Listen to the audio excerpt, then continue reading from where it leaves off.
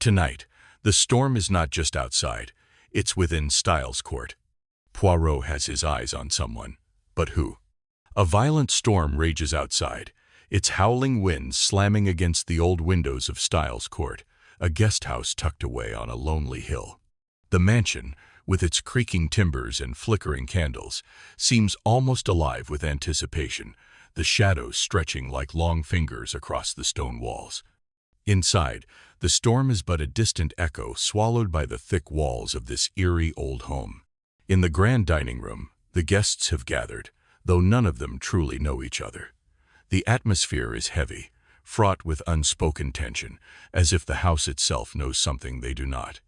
A lone figure sits at the head of the table. Hercule Poirot, the once vibrant detective, now confined to a wheelchair by the ravages of arthritis, seems out of place in his chair. His eyes, however, remain sharp, scanning the room with a precision that belies his frailty.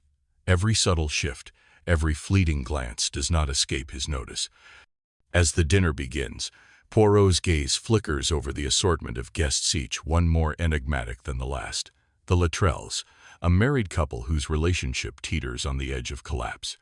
The Franklins, an unsettlingly quiet pair who carry the weight of their own undisclosed histories. The others, all with their own secrets, their own masks. But Poirot's sharp mind is drawn to one man, Stephen Norton. He sits quietly at the far end of the table, his calm demeanor a sharp contrast to the storm outside. But there is something in his eyes, a flicker of something dark, something dangerous. Poirot's gaze never wavers from him, his fingers lightly tapping the armrest of his wheelchair, a telltale sign that his mind is at work. To anyone else, Norton might seem harmless, just another guest. But to Poirot, there is no such thing as a harmless face. The storm outside is nothing compared to the storm brewing within the walls of this house. The dinner progresses in tense silence, punctuated only by the clinking of cutlery and the occasional strained laugh. Poirot's thoughts race. The series of unsolved deaths that have plagued the area like a shadow, each one bearing the marks of an intricate, deliberate hand. Could Norton be the key to unlocking the dark pattern? Poirot is certain of one thing: the murderer is in this room. His instincts never fail him. Poirot's voice, when he finally speaks, is calm, deliberate. "Hastings, my friend, I need you to listen carefully." His eyes meet those of the man he trusts most, the one person who has always stood by him. "There is a killer here, one who has caused the deaths of many. And I believe the time for subtlety has passed. We must act swiftly." Hastings, his old friend, looks bewildered, his brow furrowing. He's never seen Poirot so urgent, so on edge. "But Poirot," Hastings murmurs, "how do you know? How can you be sure?" Poirot leans forward, his voice dropping lower, almost conspiratorial. "Because, mon ami, the pattern is too precise. Someone is orchestrating it all, and we are in the middle of their grand game." He pauses, eyes narrowing as he scans the faces around the table once more. "I call this person X." Hastings shivers slightly at the mention of the name. "X? But Poirot, there's no way we could." Poirot cuts him off with a single piercing glance. "Do not be so quick to dismiss what your eyes cannot see, Hastings. Trust me." His gaze returns to Norton, who is now studying Poirot with a curious, calculating look. Poirot knows the game is afoot. As Poirot speaks, the room grows heavier, the air thicker. A feeling of dread begins to settle over everyone, though no one knows why. It's as if the walls themselves are listening, waiting.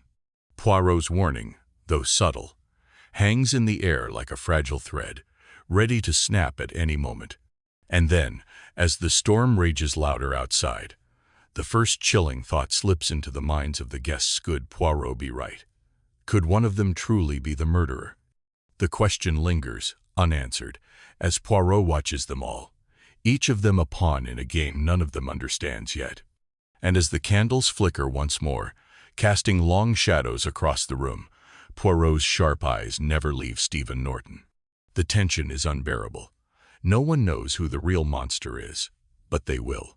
Soon. The suspicion begins. The storm outside has not let up. In fact, It seems to grow fiercer, as if mirroring the turmoil that now stirs beneath the surface of Styles Court. The once quiet dinner has turned into a murmur of unease, the guests exchanging glances, wondering if anyone else can feel the tension thickening in the air. The flickering candlelight dances across the faces of the guests, casting shadows that seem to move of their own accord. Poirot, still seated at the head of the table, has not touched his food. His fingers, resting lightly on the edge of his chair, tap a rhythm only he can hear, as if to a melody of thoughts only he can grasp. His mind, sharp as ever despite his frail body, is a whirlwind of calculations, each detail falling into place with eerie precision. But it is not just the storm he is concerned about, it is the darkness in the room, the presence of X. Hastings watches him, his brow furrowed with concern. He knows Poirot too well to miss the subtle shift in his demeanor. Something is brewing, something sinister, and Poirot's eyes are no longer merely observing, they are calculating, probing, piercing the very hearts of the guests around him. But Hastings doesn't speak. He waits, trusting that Poirot will reveal what he's thinking in due time. Poirot's voice breaks the silence, low and deliberate, carrying the weight of unspoken secrets. You know, Hastings, it is strange how life weaves its web, is it not? He pauses, his eyes flickering around the table, catching each guest's gaze for just a moment longer than necessary. There have been deaths, Hastings, deaths that seem random, disconnected, yet I do not believe they are. Hastings raises an eyebrow, the hairs on the back of his neck pricking in discomfort. What do you mean, Poirot? Deaths? What deaths? Poirot leans forward, his gaze never leaving the people at the table, each one seemingly innocent, yet underlined with an unsettling ambiguity. It began with Miss Felicity Hargrave, a young woman found drowned in her garden pond. An accident, they said, but I suspect otherwise. Then there was Mr. Harold Richmond, a widower, who died in his sleep, poisoned, I believe. And then Colonel Rawlings, who was struck by lightning while out on a walk during a clear evening. How curious, Hastings, do you not think? The words hang in the air, their implications sinking in. Hastings shifts in his seat, his fingers drumming on the table, unsure of what to make of it. So, you think these deaths were connected? Poirot's eyes narrow slightly, a flash of certainty passing through his expression. Indeed, I believe they were not random. I believe they were orchestrated, each one a deliberate step in a darker game.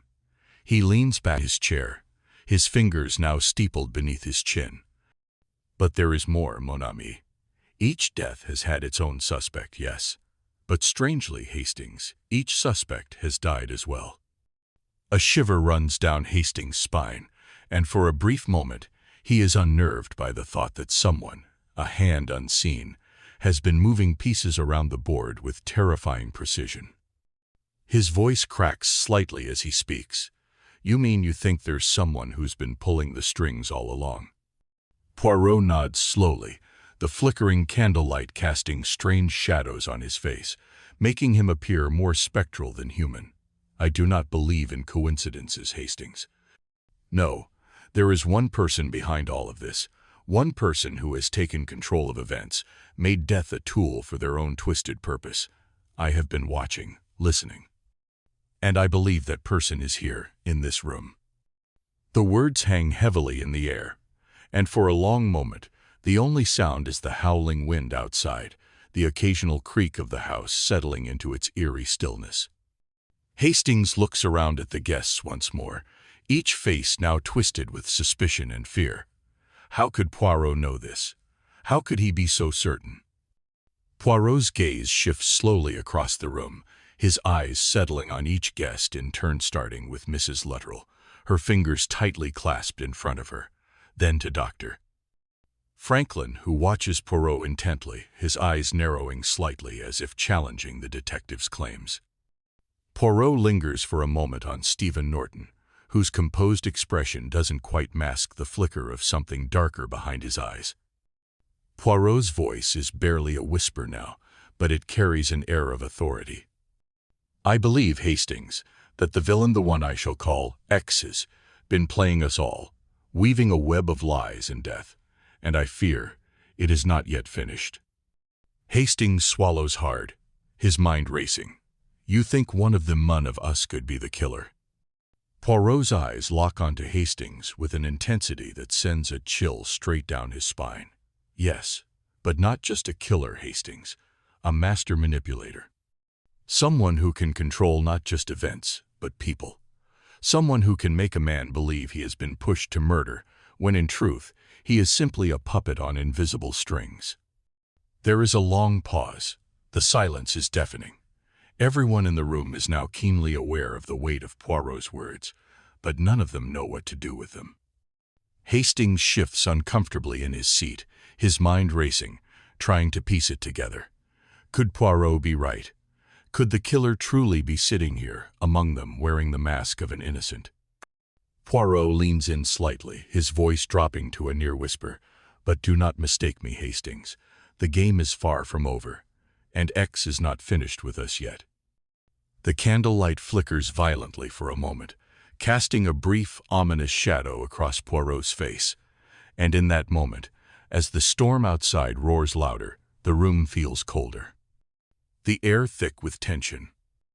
The guests shift uncomfortably in their seats, suddenly aware that they are not safe, that something sinister is lurking among them. The clock ticks relentlessly in the background, each second pulling them closer to an inevitable confrontation. The question now lingers like a curse in the air. Who is X? The guests and secrets. As the days stretch on at Styles Court, the storm outside seems never-ending, its relentless fury mirroring the rising tension within the mansion's walls. The once cozy guest house, now a prison of suspicion, grows colder, darker with each passing day. Every creak of the floorboards, every gust of wind rattling the windows, seems to carry with it the weight of something sinister about to be revealed. Poirot, ever observant, begins his quiet study of the guests. His sharp eyes follow each movement, noting the smallest flicker of emotion, the subtlest of gestures. But even for him, the atmosphere is thick with deception. Each person here seems to hold something back, something they refuse to reveal, yet cannot hide. The Luttrells are the first Poirot turns his attention to. Mr. Luttrell, a tall man with a distant, haunted look in his eyes, rarely speaks at dinner, his silence always hanging between him and his wife like an invisible fog. Mrs. Luttrell, on the other hand, is all nervous, her hands constantly twitching, as if trying to grasp something unseen, something that eludes her grasp. The tension between them is palpable.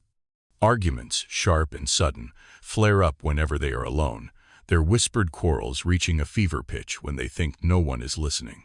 But Poirot is always listening, and he notices the silent glances they exchange when no words are spoken, an exchange full of resentment, guilt, and fear. But it is not just the Luttrells that catch Poirot's attention. Dr. Franklin, a man of quiet demeanor and calm, controlled speech, seems harmless enough until you catch the faintest flicker of something darker in his eyes. Poirot has watched him for days, observing his interactions with the others, particularly with Hastings' daughter, Judith.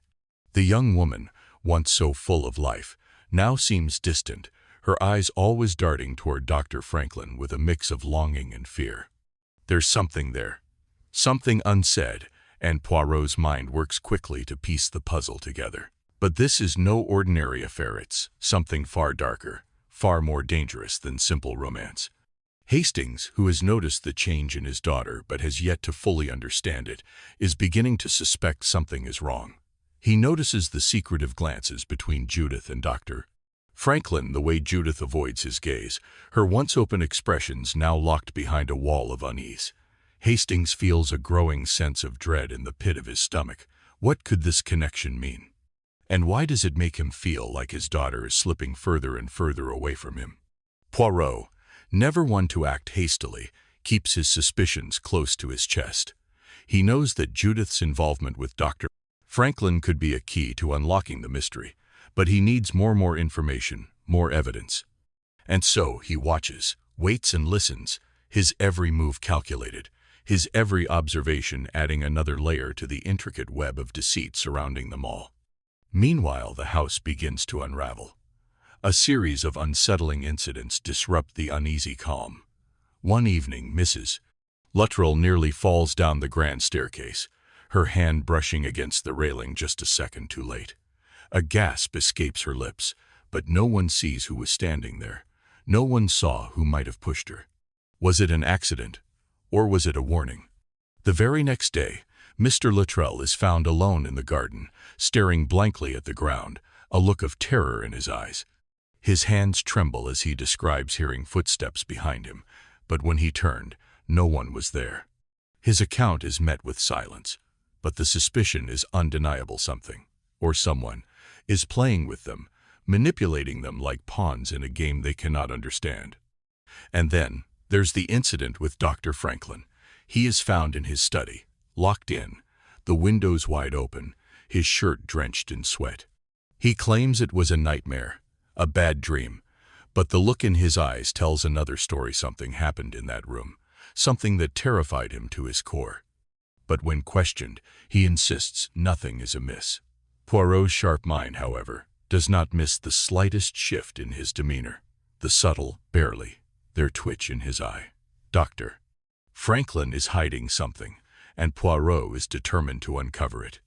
As these incidents mount, it becomes clear to Poirot that the hand of X is moving ever closer, manipulating events, playing on the weaknesses of each guest, turning suspicion into fear. But what is the goal? What is X trying to achieve? The tension in the house grows unbearable. One evening, as Poirot walks through the dimly lit hallways, he overhears a conversation between Mrs. Luttrell and Dr. Franklin. They are speaking in hushed tones, their words barely audible. But Poirot's sharp ears catch something about a deal and the past. The conversation ends abruptly when they realize Poirot is standing in the doorway, watching them. Poirot smiles faintly, but there is no warmth in it. "Ah, I see we are all carrying our own secrets," he says softly, his eyes narrowing with intent. "But rest assured, I will find out what they are, all in good time." Hastings, unaware of the full extent of Poirot's observations, walks up to him, the worry clear on his face. "Poirot, I don't understand. What's happening here? What are we dealing with?" Poirot turns to him, his expression unreadable. "Hastings, my friend, I am afraid we are dealing with much more than we could have ever imagined. A game has been set in motion, and the stakes are higher than any of us realize."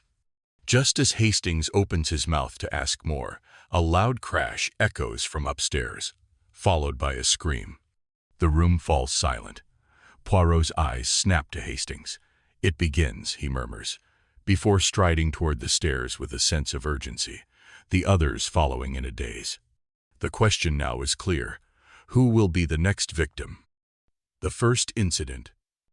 The morning after the unsettling events of the night before, a strange, almost unnatural calm settles over Styles Court.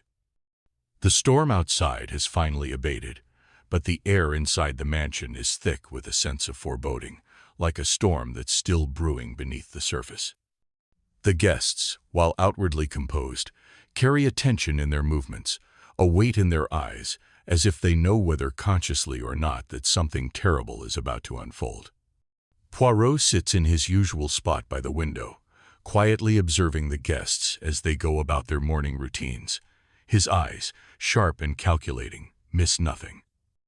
The smallest details are all carefully logged in his mind, but even he can feel the shift in the air, a change that's almost imperceptible, but undeniably there. It's just after breakfast when the first incident occurs. The sound of a gunshot echoes through the house, sharp and jarring, slicing through the morning calm like a knife. For a moment, there's silence and chaos erupts. Guests scramble in panic, unsure of where the shot came from or who it was aimed at. The storm that had once been outside now feels like it has come to life within the walls of Styles Court, its fury manifesting in human panic. Hastings, who had been reading by the fire, is the first to rush toward the source of the sound. He finds Colonel Luttrell standing over his wife, whose body is crumpled on the ground. The colonel's face is pale, his hands shaking uncontrollably as he stares down at his wife with wide, horrified eyes. I thought she was a rabbit," he stammers, his voice trembling with shock and disbelief. "It was an accident. I never meant to." The room falls into an uncomfortable silence. Everyone looks at each other, unsure of how to process what they've just heard. Mrs. Luttrell is still breathing, though weakly, and it's clear that the wound isn't fatal. But the words hang in the air like a cloud of suspicion. "I thought she was a rabbit." The guests, though shocked, try to rationalize it. The colonel, after all, had been out hunting just the day before. The dense fog in the woods had made it hard to see. Maybe it truly was an accident. Maybe he had confused her for a game animal in the dim light of the early morning. But Poirot, ever the skeptic, sees something else in the colonel's panicked eyes. Something that doesn't add up. Hastings, meanwhile, is left reeling. His mind can't wrap around the idea that a man someone he's known for years could accidentally shoot his own wife, mistaking her for an animal. Could such an incident truly be a mere accident? Or is there something more insidious at play here? Hastings feels a growing unease, and as he watches the guests, he begins to notice the small things the way Dr. Franklin avoids eye contact with the colonel, the way Mrs. Luttrell's breathing seems unnaturally shallow despite her injury. There's something off about all of them. Poirot, sensing his friend's growing suspicion, quietly steps forward. His sharp gaze falls on Colonel Luttrell, who is still muttering to himself, his hands shaking as he struggles to comprehend the gravity of his own words. "It is not the first time, is it?" Poirot asks softly, his voice calm but intense. "This incident, this accident, it feels rehearsed. A play of fate, perhaps." Colonel Luttrell's eyes widen, and for the briefest of moments, Poirot sees a flicker of something dark in his gaze, a fleeting shadow, quickly masked by confusion and fear. Poirot leans closer, his voice still a whisper. "Tell me, Colonel, did you hear the shot before it rang out? Were you already prepared for it?" The colonel stammers, but Poirot does not wait for an answer. Instead, he turns and quietly signals to Hastings to step aside. They walk together in silence, both men absorbing the weight of what just happened. Hastings feels the air grow heavier with every passing moment, his heart pounding faster as he processes Poirot's words. Could it be possible? Could someone be orchestrating these incidents, pushing the guests toward violence without their knowledge? Hastings' thoughts begin to spiral as the pieces of the puzzle start to fall into place, unseen hands manipulating each moment, guiding each action, leading them all toward a reckoning they cannot avoid. Poirot, as always, remains calm, but there's a sharpness to his gaze, a focus that doesn't waver. He's seeing something that the others can, something that ties all these accidents together. He suspects that Colonel Luttrell's so-called mistake was no mistake at all, and that it is no accident that everyone here is hiding something, whether they know it or not. As Poirot retreats into his thoughts, Hastings approaches the guests, quietly observing their reactions. The Luttrells, though shaken, are trying to keep up appearances, their charade of normalcy hanging by a thread. The Franklins, too, seem oddly unshaken, as if they've seen far worse. But Poirot notices something about them that disturbs him. They're not afraid. He turns back to Hastings, his eyes narrowing. "Monday, Ami. What we are dealing with is not a series of accidents. No, it is a carefully orchestrated game in which none of us are innocent." But before Hastings can respond, a loud bang echoes from upstairs, followed by a muffled scream. Poirot's expression hardens, his suspicions rising to the surface. He takes a deep breath, the tension in the air thickening with each passing second. It seems, Hastings, that the game is far from over. As they rush toward the source of the noise, Poirot's mind races. He knows now that the true murderer has made their move, and that this accident was no accident at all. The question now is, who will be the next to fall? The growing tension. The storm has passed, But the atmosphere inside Styles Court grows more oppressive with every hour. The house itself feels like it's holding its breath, waiting for the next calamity to strike. The guests, all seemingly innocent, begin to turn on each other, suspicion creeping into every conversation, every glance.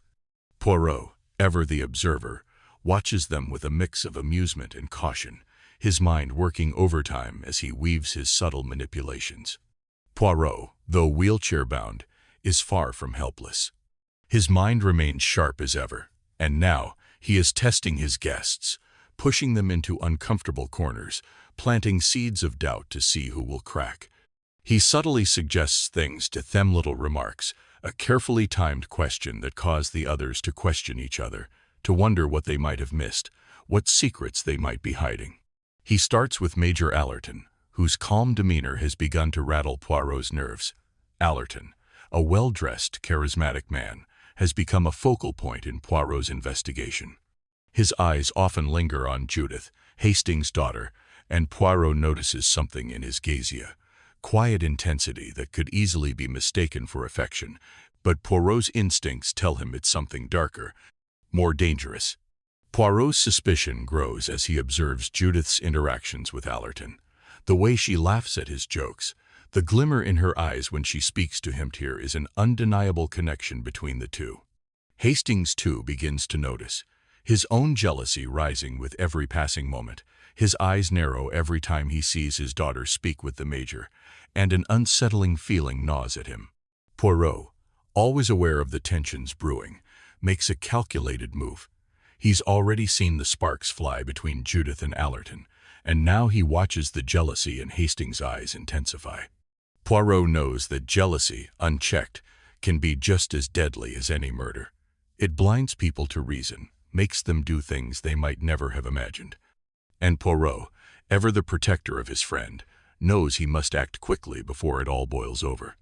As dinner approaches, Hastings becomes increasingly agitated. His suspicions about Allerton grow more intense, clouding his judgment. He starts watching Allerton closely, noting every small gesture, every flicker of emotion that crosses his face. His mind races, could Allerton be using his charm to manipulate Judith? Or worse, is he involved in the mysterious deaths Poirot has been investigating? The turning point comes during the meal. Hastings, driven by mounting paranoia, reaches for the bottle of wine and deliberately pours a generous amount into Allerton's glass. Poirot watches this with a mixture of concern and amusement. He knows Hastings too well as jealousy has consumed him, and it's clouding his sense of reason. Hastings doesn't notice Poirot's watchful gaze as he slides the glass closer to Allerton, but Poirot does, and in that split second, he understands what's about to happen. Before Hastings can push the glass any further, Poirot swiftly intervenes, his movements quicker than one might expect from someone in a wheelchair. His hand is steady, his voice calm but firm. "No, mon ami," Poirot says quietly, his voice cutting through the tension in the room. This is not the way." Hastings freezes, his eyes widening in shock, as he turns to look at Poirot. What? What are you doing?" Hastings stammers, his hand still hovering over the glass. Poirot looks at him with a knowing gaze. "You are about to make a grave mistake, my friend," he says, his words carrying the weight of a warning. "But we must be cautious. The game is not over yet. The truth is much more complicated than you think."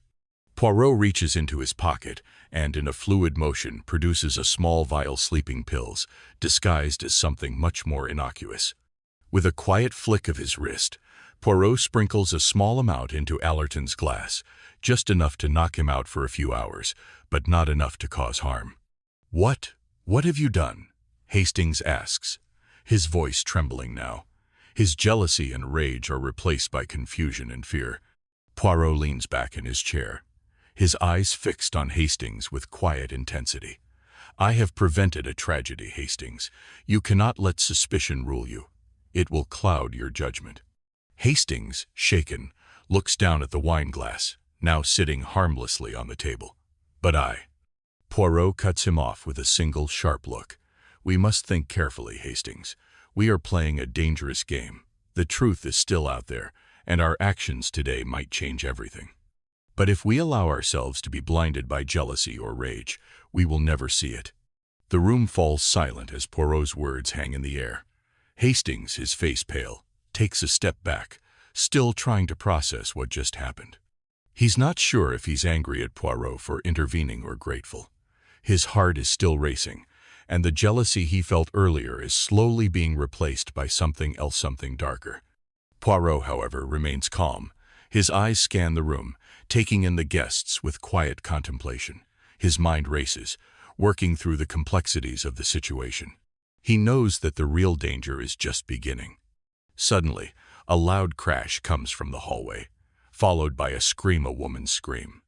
Poirot's eyes flash with recognition, and he immediately wheels himself toward the door. It seems, Hastings, that our little game has taken another turn. Hastings follows him, his heart pounding. As they move toward the source of the commotion, Poirot whispers, "Stay close, mon ami. This is where things begin to unravel." As the door swings open, Poirot and Hastings are met with the horrifying sight of a figure lying unconscious on the floor. It's Judith, her face pale, her body limp, and beside her, in the shadows, stands a figure whose face is obscured by the dim light, but whose posture tells everything. Poirot's eyes narrow. It seems, Hastings, that the truth is about to reveal itself, but not in the way we expected. The shocking murder. The day had begun like any other cloudy skies, the faint rustle of the wind through the trees, and the usual tension hanging heavy in the air of Styles Court. But then came the scream. A scream that echoed through the hallways, piercing the stillness and sending everyone into a panic. Barbara Franklin, the enigmatic and distant wife of Dr. Franklin, was found lying lifeless on the floor of her room, her face pale and her eyes wide open in shock. A bottle of sleeping pills lay on the nightstand beside her, the cap twisted open. The initial assumption was suicide. Everyone assumed it was a tragic end to a troubled life, a woman overwhelmed by the weight of her secrets. But Poirot knew better. As the guests gathered in the drawing room, whispers filled the air. Some seemed relieved. Others, like Dr. Franklin, appeared genuinely distraught. Poirot, however, remained silent, his sharp eyes scanning every face in the room. His mind whirred, piecing together the inconsistencies, the little things that didn't add up. The position of Barbara's body, the lack of a note, the way she had been found, sprawled on the floor in a way that didn't fit the usual pattern of a suicide. Hastings, his face grim, joined Poirot at the window. "Do you believe it's really suicide, Poirot?" he asked, his voice low. Poirot turned to face him, his gaze unwavering. "Monday, ami. It is never so simple. The mind of the criminal is always more complex than we give it credit for." Poirot's suspicions deepen as the investigation moves forward. He senses that this death is just another link in a chain of manipulation, a series of deaths and accidents carefully orchestrated by a master of control. Poirot realizes that someone in this house has been subtly pushing people to their breaking points, guiding them toward destruction without them ever realizing it. The inquest that follows is a moment of high tension. The local authorities are quick to rule the death as suicide, but Poirot has not lost sight of the truth. Standing before the court, Poirot listens intently to the testimony, his keen mind working through every word, every piece of evidence. And when his turn comes to speak, Poirot remains calm, cool, collected, his every word chosen with precision. "I understand," Poirot begins, his voice soft yet filled with conviction, "that the authorities have concluded this to be a case of suicide. But may I suggest, for your consideration, that there are more sinister forces at play?" The room falls into an uncomfortable silence as Poirot continues, his eyes scanning the faces of the officials and guests alike. "There is a pattern here," Poirot says, his gaze narrowing. "A pattern of manipulation. A pattern of people being pushed toward their own demise without fully realizing it. I do not say this lightly, but I believe there is someone among us who is controlling the fate of these people. someone who has orchestrated their deaths without them even knowing. The shock is palpable. The authorities exchange glances, uncertainty creeping into their minds. Hastings looks at Poirot, his confusion evident, but also a growing sense of understanding. Poirot doesn't name the murderer yet. Instead, he plants a seed of doubt, one that will grow and fester as the investigation continues. He asks the authorities to rule Barbara Franklin's death as suicide, knowing that this will divert attention away from the real killer, at least for now. But Poirot knows the truth, and as the room begins to buzz with murmurs and doubts, Poirot feels the weight of the mystery pressing on his chest. Someone is playing a much darker game than anyone realizes.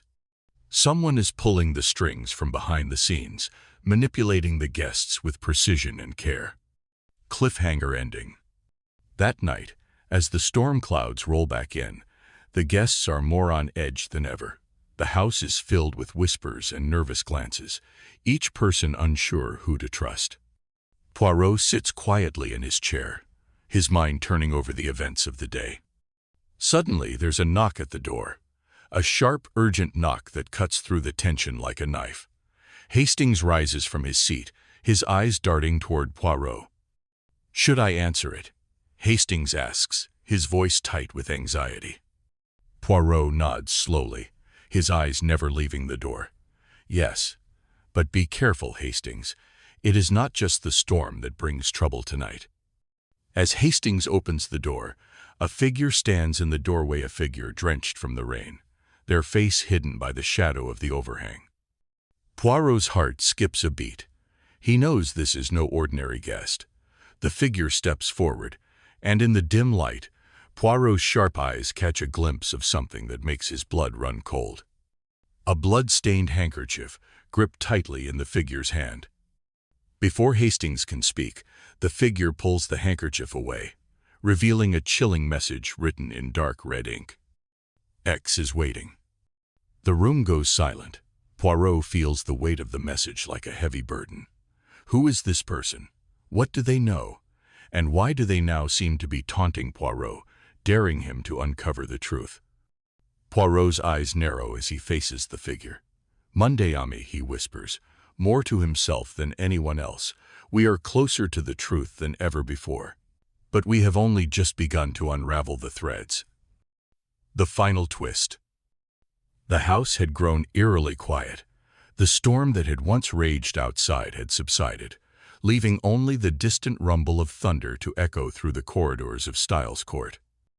Yet, within the walls of the mansion, a far more dangerous storm was brewing. The guests had retreated to their rooms, most pretending to sleep, while a dark sense of paranoia hung thick in the air. Everyone was on edge, and Hastings could feel it more than anyone. It was past midnight when Hastings, restless from the tension, found himself wandering the hallway. He paused outside a door, hearing muffled voices through the thin wood. Curiosity, mixed with suspicion, pulled him closer. He knew Poirot had warned him to remain cautious, but something inside him pushed him to listen just a little longer. As he pressed his ear to the door, the voices became clearer. One of them was unmistakable Stephen Norton's. "Yes," I told them. Norton's voice was low and measured, almost chilling in its calmness. "I've made them do exactly what I needed. They didn't even know it, just like I said." Each step, each word carefully placed, like pieces on a chessboard. Hastings' heart froze in his chest as the pieces of the puzzle began to fall into place. Stephen Norton, the quiet, unassuming man who had been in the house all along, was the one pulling the strings. He was the puppet master behind the murders, manipulating each of the guests into becoming unwitting agents of death. "It's working," Norton continued, his voice colder now. "They'll never see it coming. By the time Poirot realizes, it'll be too late." Hastings recoiled, his mind racing. Poirot had known, hadn't he? All this time, Poirot had been playing his own game, staying a few steps ahead of everyone. But now Hastings couldn't help but feel a deep sense of dread. They were all caught in Norton's web, and they hadn't even known it until now. Poirot, as always, had been 2 steps ahead. The next morning, Hastings found himself in Poirot's study. Poirot was sitting at his desk, sipping his coffee with his usual air of calm composure. But something was different in his eye-san intensity, a sharpness that suggested the investigation had reached its boiling point. Hastings couldn't contain himself any longer. He paced in front of Poirot, his voice tense. "Poirot, it's him, Stephen Norton. He's been manipulating us all. He's the one behind everything, the deaths, the accidents that weren't accidents. It's all him." Poirot didn't flinch. He set down his coffee with a soft clink, his eyes locking onto Hastings with a knowing look. "Ah, Hastings, I was wondering how long it would take you to realize. Norton, you see, is much more than he appears." Hastings blinked, taken aback by Poirot's calm demeanor. "But Poirot, why didn't you say anything? We could have stopped him, we could have." Poirot raised a hand, silencing him. "Monday, Ami. Sometimes the truth must be discovered at its own pace. The pieces must fall into place. If I had acted too soon, I would have exposed our strategy. And as you now see, Norton is no fool." The revelation hung in the air like a heavy weight, and Hastings was left to absorb the gravity of the situation. He had been blind to Norton's manipulation, but now, as the veil lifted, everything made sense. Norton had been playing them all like pawns, quietly sowing discord, manipulating emotions, and planting seeds of suspicion that led them into the chaos. His moves had been subtle, like Iago's in Othello, pushing them towards destruction, all while keeping himself hidden in the shadows. Poirot leaned forward in his chair, his eyes narrowing as he stared out the window. "It is time to put an end to this, Hastings. You are correct, Norton is the mastermind, but I also know his next move, and I will not allow him to succeed." Hastings felt a chill run down his spine. Poirot, always one step ahead, had already formulated a plan. The quiet calm that Poirot exuded now was more unsettling than any outburst of anger could be. Poirot was playing his own game now, one that was far more dangerous than anything Norton had orchestrated. Cliffhanger ending. That evening, as Poirot prepared to confront Norton, he sent Hastings to gather the other guests. The final act was about to unfold. The guests gathered in the grand dining room, tension thick in the air. Each one wore an expression of nervous anticipation, their suspicions rising as Poirot and Hastings entered the room. Poirot stepped forward, his eyes scanning each face. His gaze stopped briefly on Norton, who sat near the end of the table, his eyes betraying nothing. Poirot knew the game was nearing its end. But before he could speak, the door to the dining room slammed open with an unexpected force. A figure stood in the doorway drenched in rain, their face hidden behind a hood.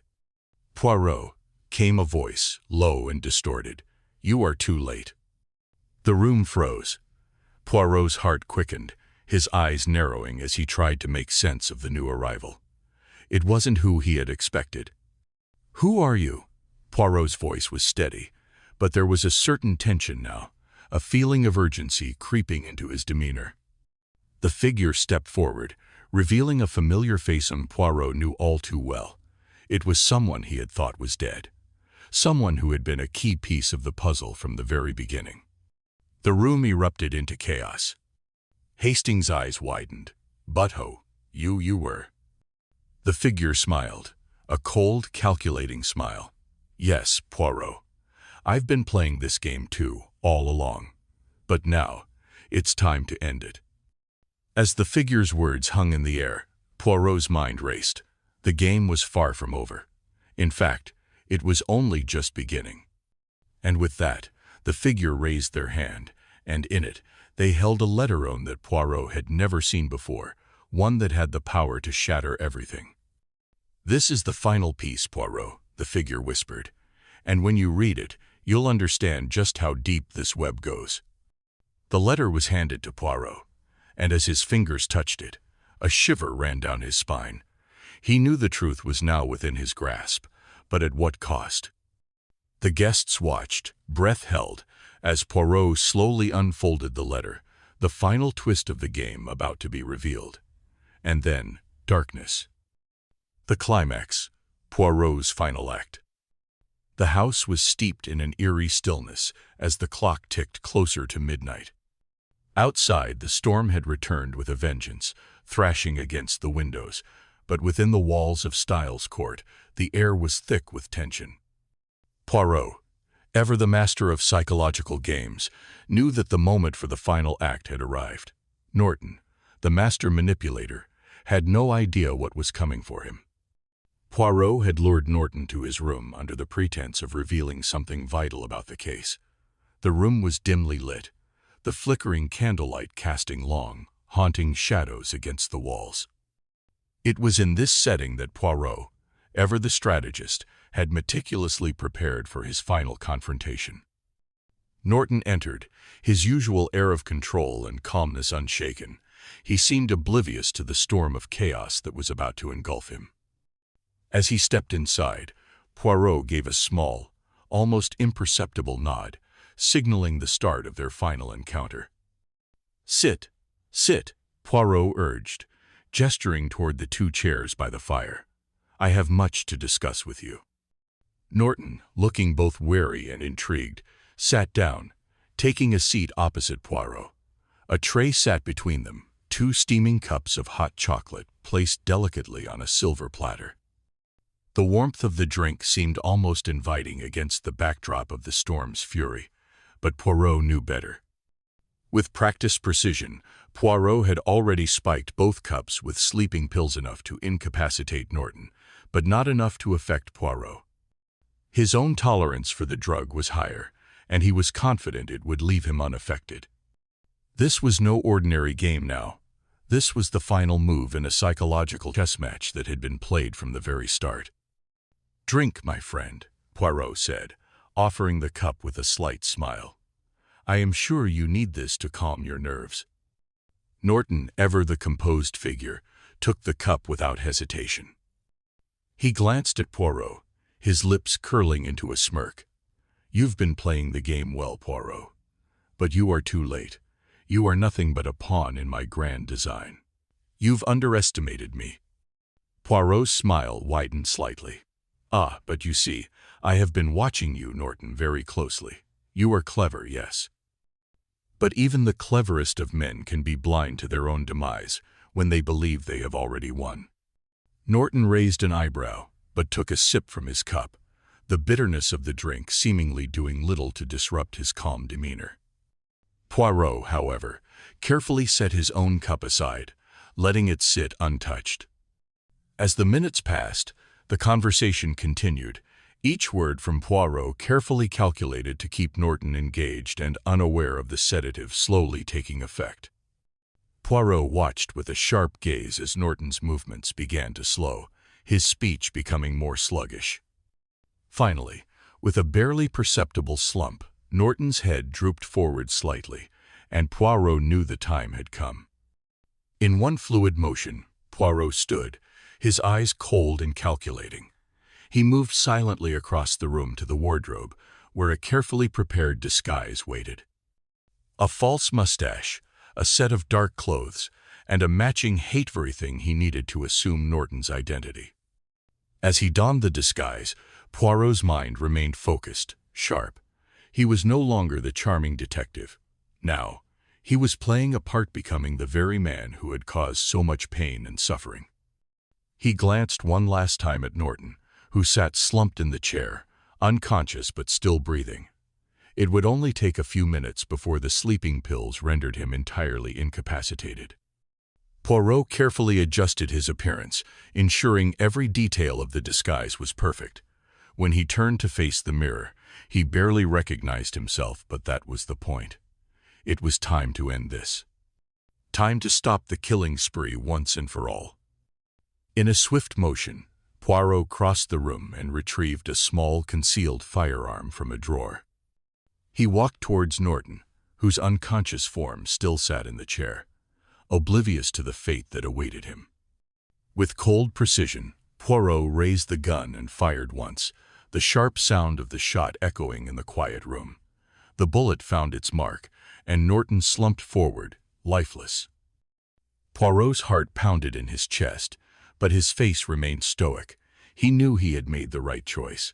Norton's reign of manipulation and murder was finally over, but there was still more to do.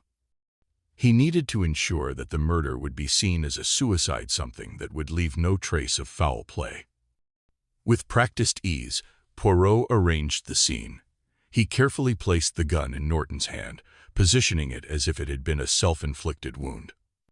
A suicide, made to look like a tragic end to an already twisted life. Poirot knew that the others would never suspect the truth. They would see what they were meant to see. He stood back, gazing at the scene one final time. It was complete. The storm outside had intensified, but inside, there was a strange calm. Poirot moved to his desk, where a final note awaited.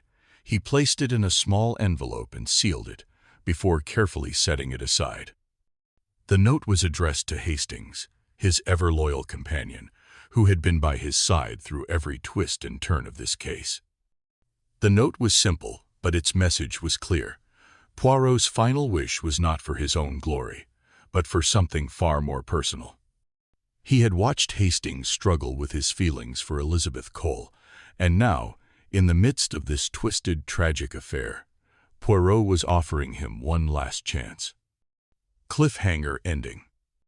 Poirot's hand trembled slightly as he finished writing, the weight of the moment heavy on his shoulders.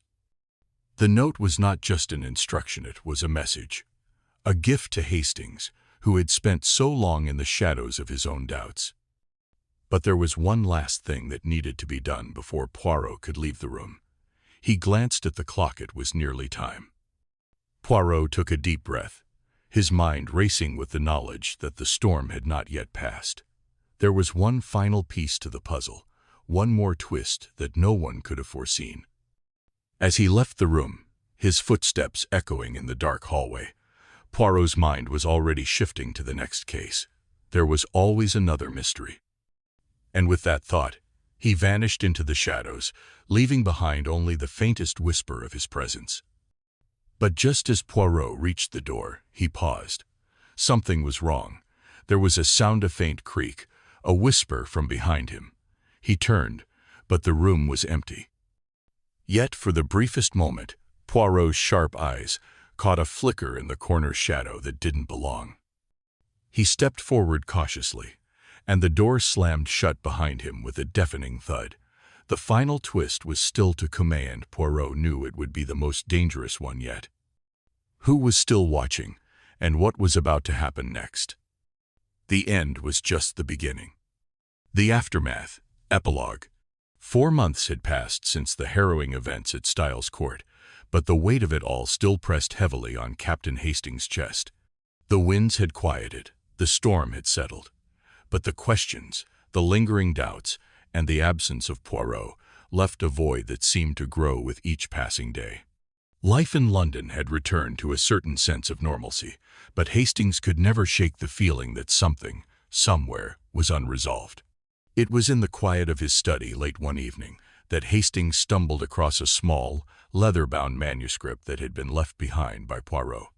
The book was worn at the edges, its pages yellowed and fragile, as though it had been handled countless times. Poirot had a habit of writing his thoughts down, and Hastings had always admired that meticulous nature. What caught his attention, however, was the faint impression on the cover, the letter X. The manuscript was clearly important, and Hastings knew at once that this was not just any ordinary account. It was a key to understanding the last, dark chapter of their shared history. As Hastings sat down with the manuscript, the faint smell of tobacco filled the air, and the familiar scent of Poirot's cologne seemed to drift across the room. He took a deep breath, opening the first page, and began to read. The first few pages were nothing unusual, merely a recounting of the events that had transpired. Poirot's observations, his strategies, the psychology behind the intricate web of lies and deception that had surrounded Norton and the others. But as Hastings read deeper, the layers of Poirot's mind began to unravel, revealing truths that were both startling and disquieting. Poirot had known, even before their final confrontation, that Stephen Norton was the true mastermind behind the murders. But it wasn't just his manipulation of the guests that had unsettled Poirot. It was something far darker. Poirot's manuscript revealed the true extent of Norton's ability to control others, not with physical force, but with the quiet whispers of manipulation that had been hidden in plain sight. Norton had been playing the long game, his influence reaching back years, twisting the fates of everyone around him.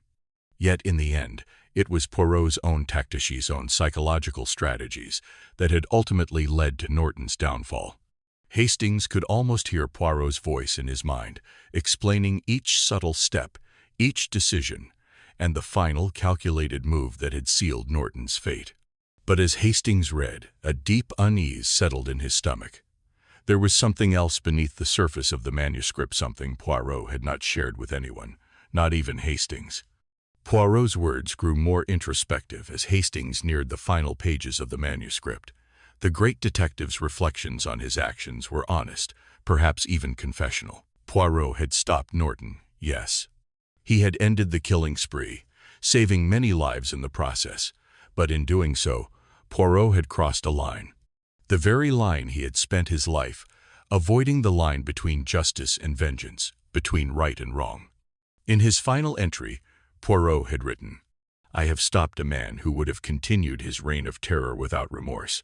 But who is to say, mon ami, that I have not become something I despise in the process? Can one man, even I, decide who deserves to live and who deserves to die? Have I become like those I seek to expose, those who manipulate the world for their own ends? If I have, then perhaps I have failed in the one thing I have always believed to be true, that justice must always be just, not cruel." Hastings closed the manuscript slowly, the weight of Poirot's final thoughts pressing on his mind.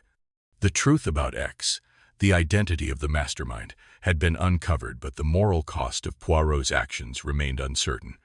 Hastings felt a knot form in his throat as he tried to reconcile the man he had known with the man who had made that final fateful decision. What would Poirot have wanted for him? Hastings had been left with an emptiness that could never be filled, but it was in this emptiness that he began to understand the complexity of the man he had admired for so long. Poirot had never been a simple hero, nor had he ever sought to be.